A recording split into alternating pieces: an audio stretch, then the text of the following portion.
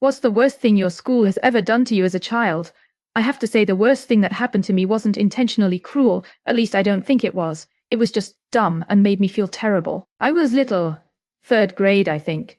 I'm biracial, black French Creole dad, white mom, and my parents bought a ranch in a small valley in the country in Southern California that was primarily white in terms of population. I was the closest thing to a black person in the whole school, and the school was K-8.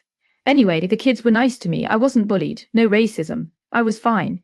And to be clear, I was pretty fair-skinned with somewhat European features. I assimilated quite well, but it was also very clear I wasn't white. And one time it was around MLK Day, and we had a teacher, maybe it was a substitute because I don't even remember which teacher, but they were discussing slavery and segregation with the class, and talking about how poorly black people were treated long time ago, and it was 10 minutes till recess, and that teacher said in honor of what had happened, all black students would get an extra 10 minutes of recess, and everyone turned and looked at me, and I sunk down in my seat, and the kids were all happy for me, and started encouraging me to go outside. So I went outside. It was freezing cold out, and there were no other kids outside, and I just stood there awkwardly by a bin with red bouncing balls for 10 minutes. And even though everyone meant well, I felt so excluded and different and alone and embarrassed. Over my years at that school, I was constantly pointed out that I was different, that I was lucky I had a tan, or that my long spiral curls were pretty, etc., and almost all of it I think came from a good place. But it made me feel like I couldn't just exist, that my race was forefront and always going to be a thing,